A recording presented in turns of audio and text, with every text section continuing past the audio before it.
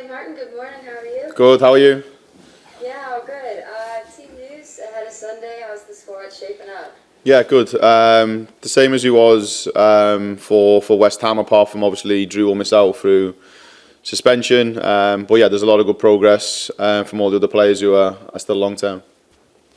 And this weekend, playing at the main stadium, it's a really exciting opportunity, obviously, for y'all, for the fans, but also kind of what's at stake here. Like, one, against Chelsea, an opposition Spurs maybe haven't had the best record against.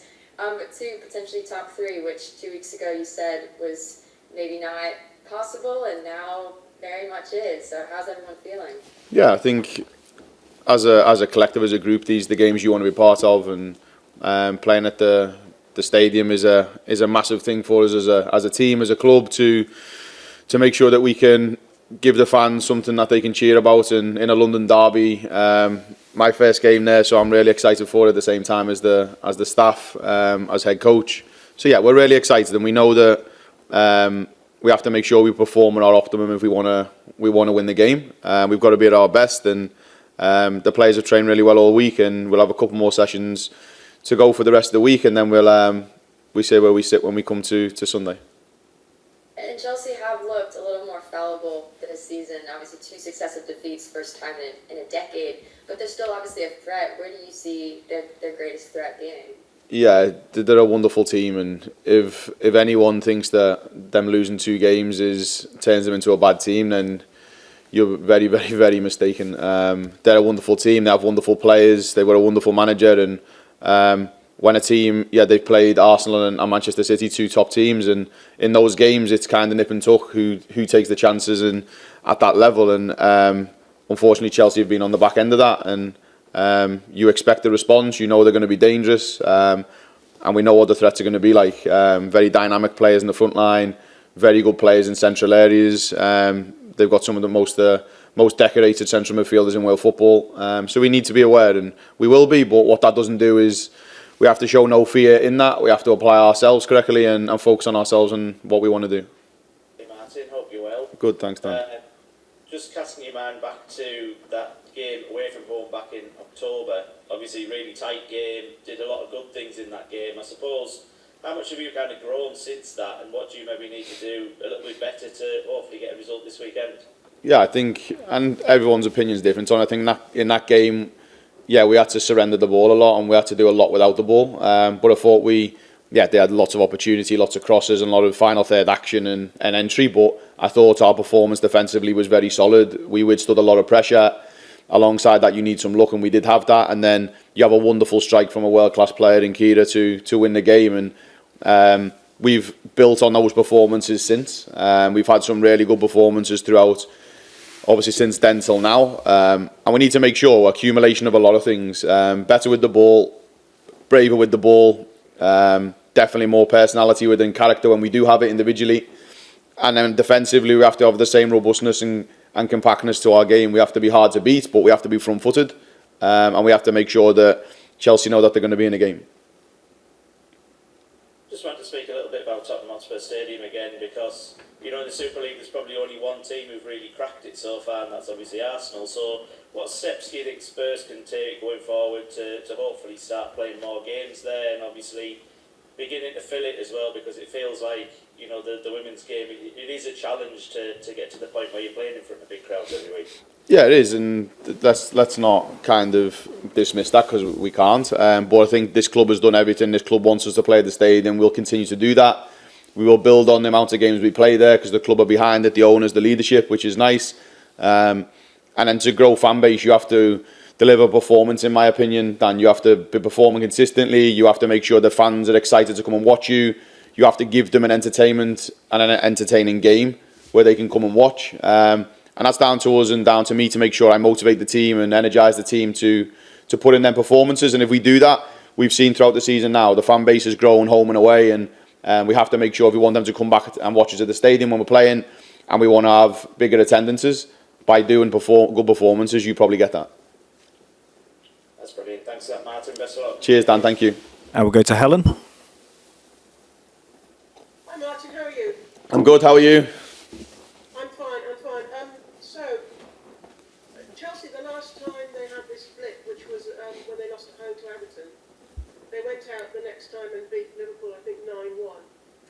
So there is this danger of them being this like wounded animal. So how do you sort of prepare for them being like that?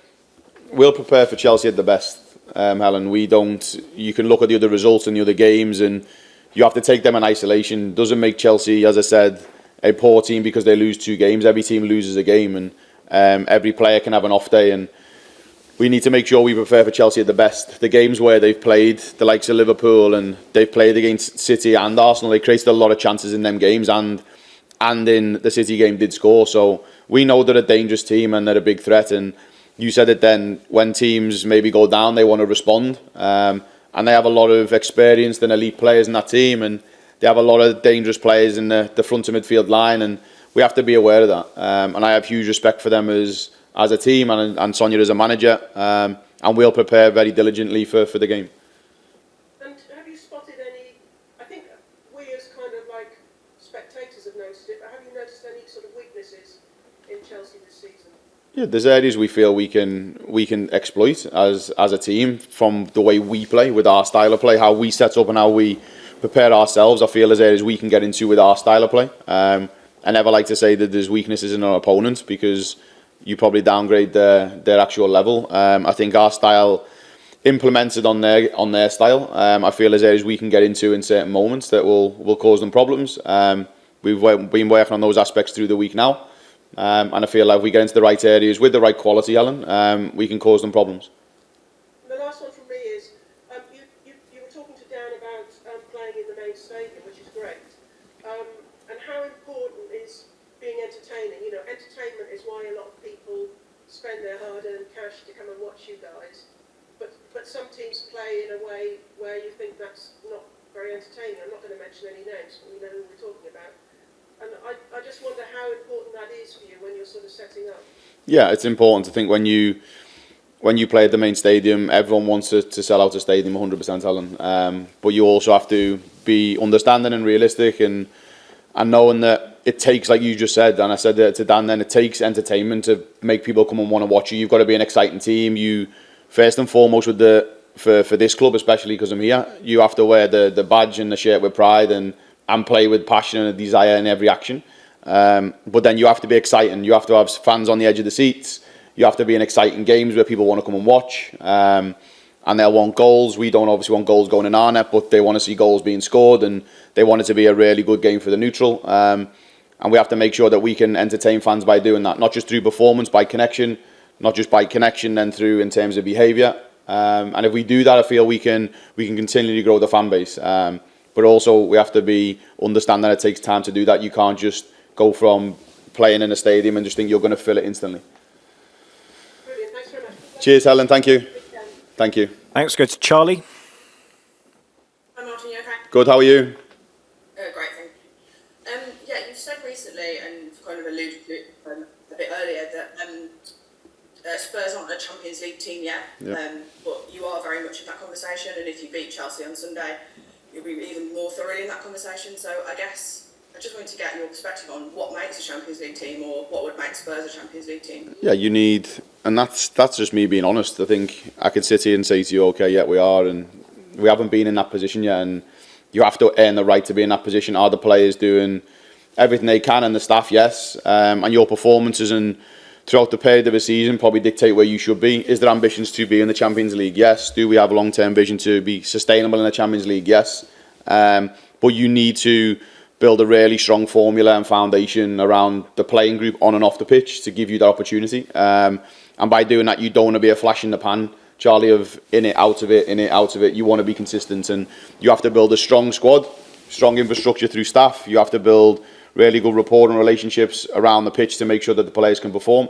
And then making sure that you're in that conversation more often, and you're in and around that part of the table more often. And we can't change everything in 6 or 7 months. It takes time, and you need the infrastructure, as I said, around you to be able to do that. And we're building towards that. We're in a really good place, and we're moving the right way. Objectively, we're hitting the KPIs we want.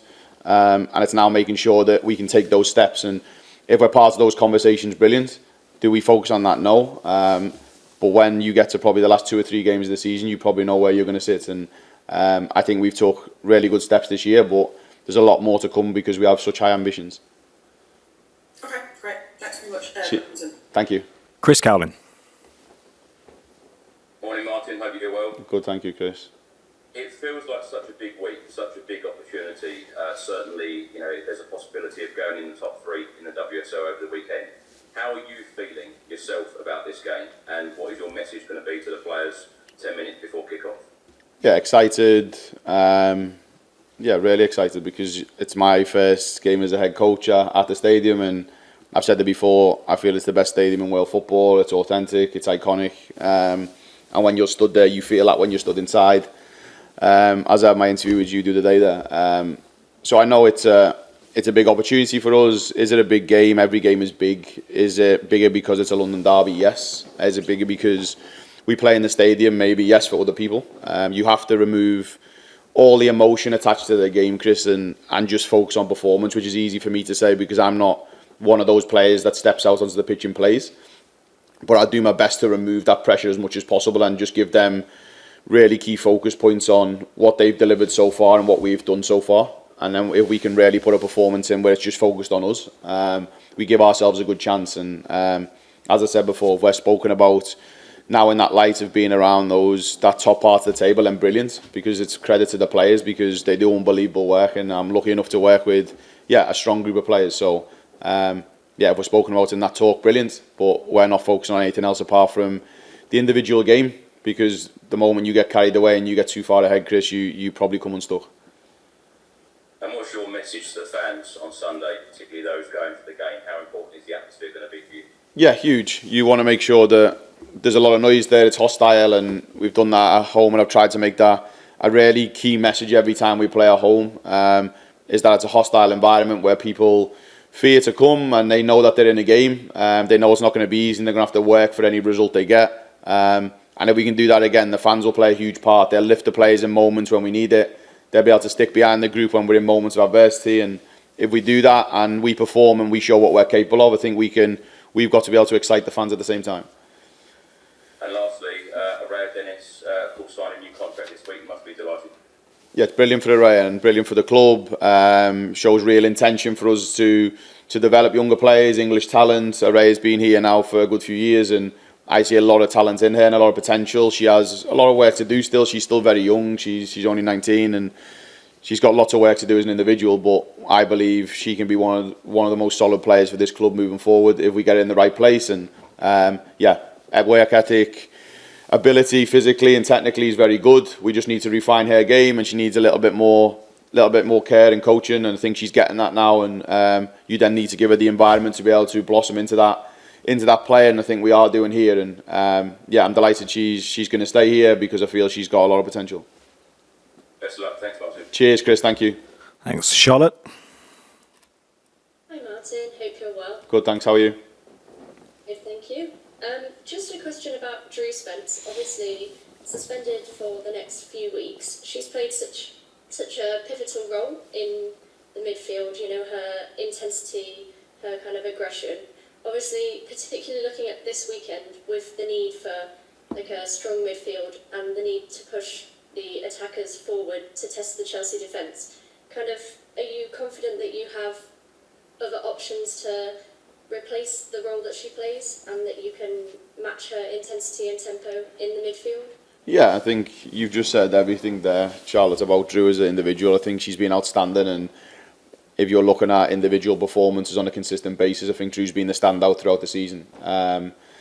What she brings to us in terms of a calmness and an experience with the ball, and a really dynamic approach with the ball. We've evolved her game a lot in terms of technically and tactically, and then off the ball, her tenacity and aggression is second to none. She sets the tone and the bar for how we want to defend on the front foot, and really wearing a Spurs shirt with pride and passion, and really kind of puts forward how we should approach games. And she will be a miss in these games 100%, but that now presents an opportunity for someone else to come into the team to show a different level and give us something different, which is nice when you have a squad and you have depth within your squad. And Drew will still play a part because she will use her experiences around the group over this time, and she'll continue to get better and learn off the pitch. But it doesn't overshadow any of the performance she's had, and I think now we have to make sure that we get the right balance within the team. we find the right approach for this game. And as I said, when opportunity presents itself for someone to step into the team, it should be taken with both hands. Thank you, Martin. Good luck for the weekend. Cheers, thank you. Okay, that's it. Thank you very much, everybody.